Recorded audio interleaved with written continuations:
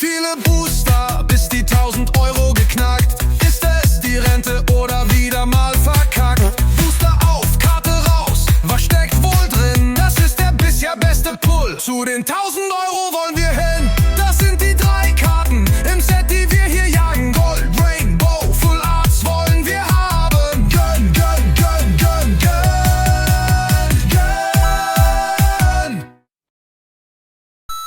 Ein jeder Stier hat oben vorn auf jeder Seite je ein Horn. Doch ist es ihm nicht zuzumuten, auf so einem Horn auch noch zu tuten.